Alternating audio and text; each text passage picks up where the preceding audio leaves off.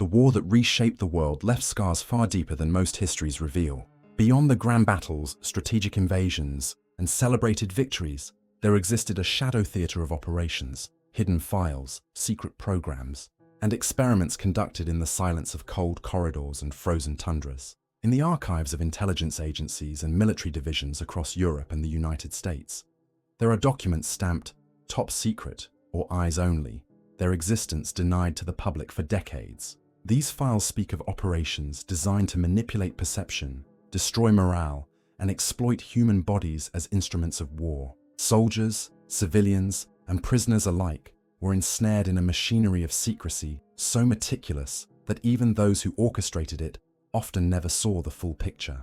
Photographs, coded radio transmissions, and field reports, once buried in vaults beneath government buildings or hidden in Soviet archives, now provide glimpses into the morally ambiguous and sometimes horrifying decisions taken under the guise of strategic necessity. Shadows of lost men, phantom armies, and scientific experiments linger in the margins of these documents, revealing a side of World War II that defies traditional narratives. This account traces 4 of the most disturbing episodes, reconstructed from suppressed intelligence files, clandestine testimonies, and eyewitness recollections, presenting them not as tales of heroism alone, but as cautionary reminders of how easily human ethics can be subordinated to military expediency. In the coming chapters, the fog of history will lift, exposing operations, decisions, and secrets never intended for public scrutiny, leaving behind a chilling record of a war fought not only on battlefields, but in the shadows of secrecy and silence, where truth was often the first casualty. Chapter 1.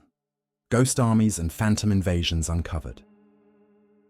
In the spring of 1944, deep within the bowels of the Supreme Headquarters Allied Expeditionary Force, a plan was quietly unfolding that would come to be known as Operation Fortitude North. Codenamed for its deceptive simplicity, the operation was not about physical conquest, but the mastery of illusion, an orchestration designed to mislead the German High Command about the Allies' true invasion intentions. Across the Scottish Highlands, artificial divisions were constructed, complete with inflatable Sherman tanks, wooden artillery mock-ups, and meticulously recorded radio traffic. Every transmission, every false maneuver, was engineered to convince the Wehrmacht that an invasion of Norway was imminent, drawing crucial German forces away from Normandy. In declassified intelligence logs, the US Army's G2 division notes repeated reports intercepted by MI6, confirming that Hitler's generals were indeed shifting entire divisions northward, leaving the true landing zones vulnerable. Engineers and artists worked side by side, inflating tanks at night under the cover of fog, and deploying trucks disguised as troop transports. Hidden speakers broadcast the sounds of battalions on the move, echoing across valleys and fjords, a spectral army that existed only in sound and shadow. The men tasked with maintaining these illusions were trained to endure constant anxiety, knowing that a single misstep could unravel the deception, compromise the invasion, and result in court-martial or death. Field diaries, smuggled into personal collections after the war, reveal the psychological toll. Soldiers haunted by the silence of empty camps and the knowledge that their enemy could be listening, calculating every movement against a backdrop of cold rain and mist. British double agents embedded in occupied France played their part, transmitting falsified orders that aligned with the Phantom Division's supposed objectives. Radio operator logs from May 1944 indicate continuous transmissions of troop movements and logistics, all entirely fabricated, yet taken seriously by German intelligence. Correspondence recovered from the archives of the Office of Strategic Services describes the intricate layering of deception. Dummy airfields were constructed, fake convoys dispatched, and even counterfeit supply drops orchestrated to feed the illusion of imminent assaults. This operation extended beyond physical displays. Psychological manipulation became a weapon. Leaflets, false reconnaissance reports, and double agent briefings fed a narrative that the Germans could not easily ignore. Perhaps most chilling, testimonies from surviving operatives detail moments when they stood alone, listening to the distant rumble of engines and the ghostly echo of marching men, knowing that what they had created could kill or save thousands without ever engaging in combat. The deception culminated in the summer months leading to D-Day, with the Germans diverting resources crucial for their defense in Normandy. After the liberation of France, many documents pertaining to Fortitude North were deliberately destroyed or classified, ensuring that the true scale of the Phantom Armies would remain unknown for decades. In interviews conducted in the 1970s, engineers and radio operators described the haunting visual motifs: the low-lying fog across the Scottish Highlands, the moonlight glinting off rubber tanks, and the eerie silhouettes of wooden artillery against the night sky. It was a theatre where reality was constructed, manipulated, and deployed with surgical precision, leaving behind no evidence except the altered decisions of enemy commanders. Fortitude North exemplified the marriage of technology, psychology, and audacity, revealing a war waged not only in physical terrain, but in perception itself. The legacy of the operation, now exposed through declassified intelligence files, underscores the lengths to which Allied command would go to secure victory, and the silent, often invisible, toll exacted upon the men who had to live within the illusion they had helped construct. Across Scotland's mist-laden hills, in silent bivouac camps, the ghost armies marched nightly, unseen by the enemy, but acutely felt in every heartbeat of those who maintained the deception. Every coded message, every inflated Sherman, every whisper across a foggy ridge was part of a story that, until recently, was carefully hidden from the public eye. The true triumph of Fortitude North lay not in guns fired or battles won, but in the meticulous, unseen orchestration of human belief, where shadow and substance intertwined to change the course of history. Archival photographs, long suppressed, show campfires burning beneath inflated tanks, radio operators hunched in tents under the watchful eyes of commanding officers, their faces pale from cold and sleepless nights. These visual records, combined with intercepted German communications, provide a haunting testament to the operation's scale and audacity. As this shadow theatre unfolds, one cannot ignore the moral weight borne by those involved. Men trained for combat, yet instead enmeshed in a war of illusion, responsible for influencing enemy movements without a single shot fired. The tension, discipline, and calculated artistry of Fortitude North leave a chilling impression, illustrating a chapter of World War II that remained classified for decades, a hidden symphony of deception that ultimately altered the fate of nations. Chapter 2: Nazi Medical Experiments in Arctic Strongholds. In the bitter winter of 1942, far beyond the front lines of conventional warfare, a network of secret German research facilities emerged in the Arctic regions of Norway and Finland. These installations, cloaked in dense forests and nestled within fjordside valleys, were part of an operation codenamed Iceblut, a chilling testament to the regime's obsession with mastering human endurance under extreme conditions. Classified SS correspondence, intercepted and later recovered from Soviet intelligence archives, details the systematic recruitment of prisoners of war for experimental protocols designed to test the limits of human tolerance to frostbite, hypothermia, and accelerated acclimatization. The facilities themselves were forbidding.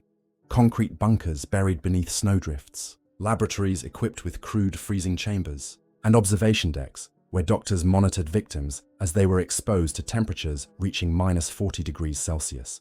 Prisoners, often stripped of clothing and identification, were forced to remain immobile on ice slabs for hours while instruments measured tissue damage, circulatory collapse, and nerve degradation. Guards' logs, smuggled out during post-war interrogations, describe how individuals convulsed from frostbite were sometimes kept alive merely to study their physiological responses to prolonged exposure. Beyond physical torment, the operation incorporated experimental pharmaceuticals, purportedly to enhance endurance or mitigate pain, though many drugs proved toxic, causing hemorrhages, organ failure, or sudden death. Declassified NKVD reports confirm that Soviet reconnaissance and later arrests in these regions uncovered hundreds of victims, some barely recognizable, their identities erased from German records. These experiments were framed as preparation for Wehrmacht and Waffen-SS troops intended to operate in Arctic and tundra environments, yet their scope extended far beyond military necessity. Diaries of SS medical officers reveal an almost clinical detachment, often punctuated with moments of moral reflection, quickly suppressed by directives from Himmler himself. Witness testimonies collected decades later describe the eerie silence surrounding the camps. Empty corridors illuminated by dim electric lamps, snow crunching under the boots of guards, and the distant wail of wind through fjords, a haunting soundtrack to human suffering. In one recovered Gestapo file, prisoners who succumbed during experimentation were labeled merely as numbers expired and buried in unmarked graves, their existence denied in official post-war reports. Surviving nurses and technicians, interviewed in the 1980s, recounted the psychological strain of daily participation, the fear that disobedience would mean execution, and the quiet acts of compassion, covertly sharing food or blankets, often punished if discovered. Photographs, partially declassified and heavily redacted, depict rows of patients in frostbitten repose, blankets haphazardly draped, instruments surrounding them like instruments of torture. Beyond the immediate human cost, these Arctic experiments left a haunting legacy for subsequent generations, as data from Icebloot quietly informed later Cold War, cold weather military protocols in both East and West. Despite international awareness of Nazi medical atrocities, the Arctic dimension remained largely unknown until the 1970s, concealed in intelligence reports and intelligence sharing agreements between the Soviets and Allied historians. The meticulous precision of the experiments, coupled with the cruelty inherent in their execution, underscores a regime capable of systemic dehumanization in pursuit of tactical advantage. Field notes and sketches reveal recurring visual motifs: snow-laden bunkers, frost-coated instruments, and the skeletal outlines of victims against the harsh Arctic light. This chapter of hidden history exposes the calculated intersection of science, militarism, and ideology, where human life was subordinated to abstract operational goals. Survivors' accounts, pieced together from decades of interviews and classified files, describe the unbearable cold, the sterile smell of laboratories, and the mechanical, almost ritualistic actions of doctors taking measurements while life ebbed away. Orders circulated within the SS command structure demanded absolute secrecy, ensuring that evidence would be destroyed or falsified at war's end. Consequently, many victims vanished without trace, leaving families and historians alike with fragments of testimony and the haunting knowledge of crimes designed to remain invisible. Icebloot's facilities were dismantled hastily in 1945, yet the frozen corpses, notes, and instruments remained as mute witnesses, lying buried beneath ice and snow, their stories suppressed by both geography and bureaucracy. The deliberate concealment of these operations illustrates the chilling efficiency of Nazi secrecy. A program simultaneously bureaucratic and brutal, hidden from the Allied advance and masked within the broader theatre of war. For decades, Arctic survivors and local populations maintained silence, either out of fear or disbelief, leaving the world unaware of the calculated horror unfolding in the coldest reaches of Europe. As the archives slowly yielded their contents, historians faced the grim task of reconstructing the timeline, the methods, and the human cost. The dark symmetry of Icebloot, combining technological ingenuity, strategic ambition, and moral corruption, provides a haunting lens into how regimes rationalize suffering under the guise of necessity. Each document, each photograph, and each whispered testimony forms a mosaic of suppressed history, demonstrating that even in the remote Arctic, war's cruelty could reach unimaginable depths. This operation, hidden from public consciousness for decades, offers a stark reminder that the human capacity for suffering is often magnified when secrecy, ideology, and scientific curiosity collide under the shadow of total war. Chapter 3: Secret Soviet Repatriation, Death Marches. As the Red Army pushed the Wehrmacht back across Eastern Europe in 1944 and 1945, a shadow campaign unfolded behind the official lines of liberation. Documents recently unearthed from the Ministry of Defense archives, many previously marked top secret, reveal the scope of Operation Berezina, a program ostensibly designed to repatriate Soviet prisoners of war from Nazi captivity. In reality, these men were often treated as traitors by the very state they had served. Smersh, the Soviet counterintelligence agency, meticulously scrutinized each returning soldier, subjecting them to interrogation, forced labor, and, in countless cases, execution. Transport logs, preserved in surviving NKVD files, show overcrowded railcars crammed with exhausted men, exposed to freezing winter temperatures, while receiving minimal food and water. The official rosters failed to account for thousands of deaths during transit. Families remained unaware of the fates of sons, husbands, and fathers, trapped in a bureaucratic void. Eyewitness testimonies, collected decades later, recount long marches across frozen landscapes, Siberian plains, Ural forests, and Arctic tundras, where men stumbled through snowdrifts, collapsing from exhaustion, hunger, or exposure, often abandoned by their overseers. Reports describe systematic categorization of loyal versus disloyal soldiers, with the latter subjected to prolonged detention in gulag work brigades, where survival was measured in days. Secret directives ordered that all interrogations, detentions, and deaths be concealed from the public and the returning POWs themselves, reinforcing the perception of benevolent repatriation. Many officers and NKVD operatives kept detailed diaries, later confiscated or destroyed, chronicling grim calculations. How many men could survive a transport? How many would be deemed expendable to secure ideological purity? Accounts from survivors describe the disorienting horror of trains rattling through endless forests, guards with masked expressions administering arbitrary punishment, and the ever-present sound of boots crunching over snow-covered corpses. The psychological dimension was as lethal as the physical. Men who had survived German camps faced the terror of being executed by the state they had fought for. Declassified orders reveal that the operation was executed under strict secrecy, often under the guise of standard repatriation logistics, allowing senior Soviet officials plausible deniability. In some instances, families were provided false certificates of death or indefinite detainment, leaving emotional scars that persisted for generations. Field sketches recovered from NKVD operatives depict the recurring motifs of frozen rivers, dense pine forests, and makeshift prisoner columns marching silently across harsh terrain, illustrating both the scale and the desolation of the operation. Analysts reviewing intercepted communications and internal memos noted a bureaucratic efficiency designed to minimize the visibility of these atrocities, hiding deaths among logistical reports and census anomalies. The morality of Operation Berezina remains a subject of debate among historians, but the archival record is unequivocal. Survival often depended on luck, discretion, and the fleeting mercy of officials, whose allegiance lay to the state rather than humanity. The operation highlights a grim paradox of war, that liberation from one oppressor can become captivity under another. Survivor narratives are harrowing.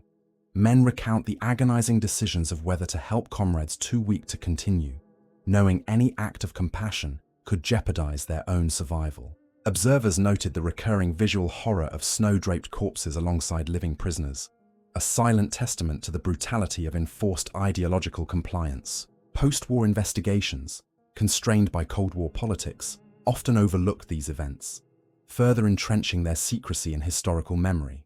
Yet the declassified Soviet documents, corroborated by first-hand accounts and archival research, reveal the human cost of strategic paranoia and the lethal intersection of ideology and bureaucracy.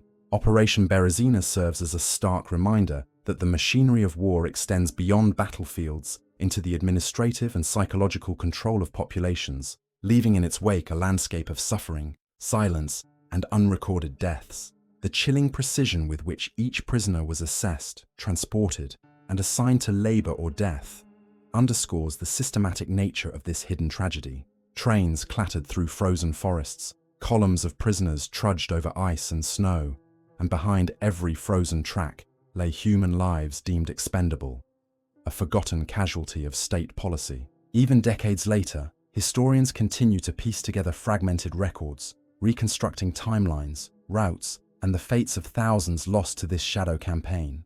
Berezina stands as one of the darkest, most concealed operations of the Second World War, where liberation became a prelude to punishment, and survival itself was never guaranteed.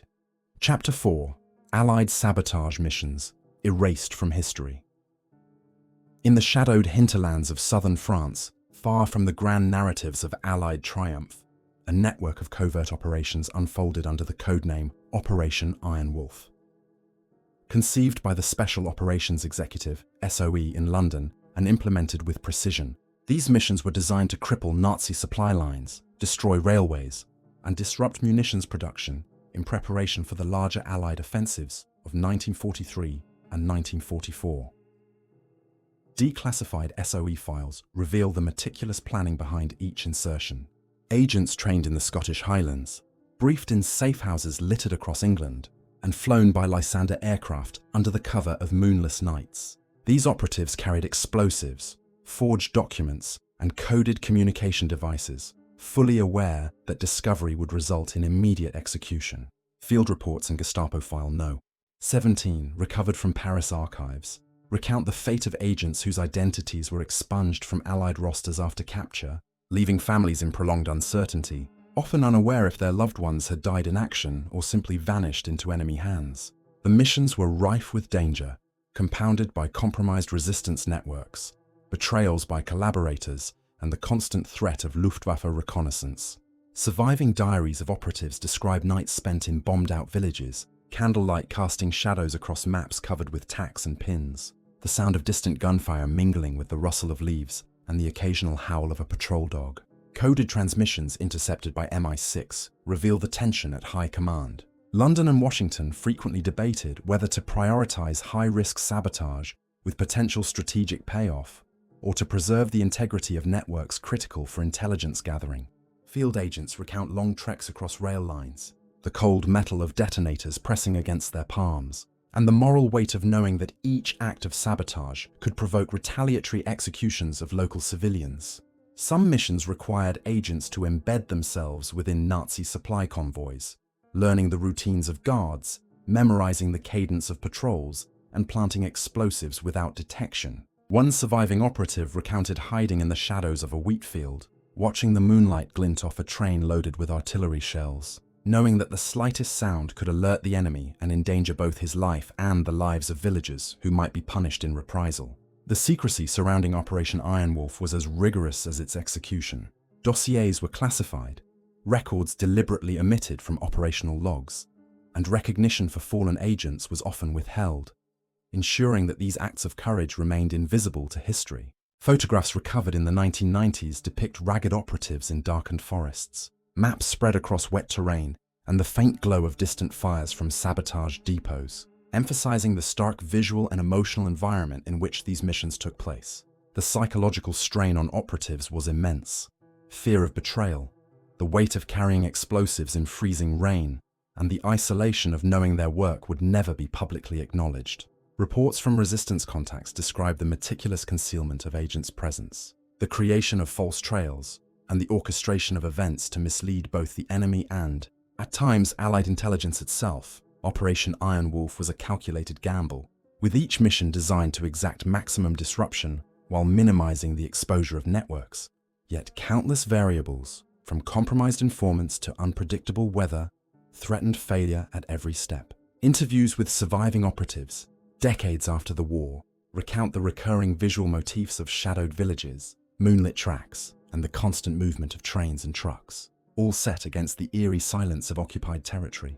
Even today, the records that remain, fragmented, redacted, and scattered across multiple national archives, serve as chilling testimony to the peril, moral ambiguity, and high cost of these clandestine operations. The missions exemplify a hidden theater of war, in which heroism and sacrifice were measured not by medals or headlines, but by the successful execution of tasks carried out in utter secrecy, often at the expense of human life. Operation Iron Wolf illustrates the unseen, silent battles fought by operatives whose courage and suffering were deliberately erased from public record, leaving behind a shadow history of war conducted in darkness and silence. Every code, every footstep across forested valleys, every carefully timed detonation contributed to the larger narrative of Allied victory.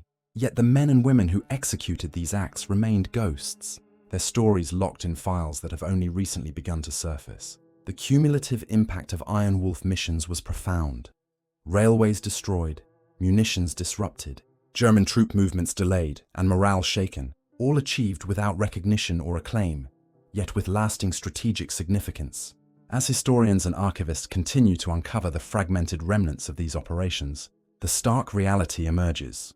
War is fought not only on open battlefields, but in hidden corners, where the cost is measured in silence, secrecy, and the unacknowledged bravery of those who operated in the shadows.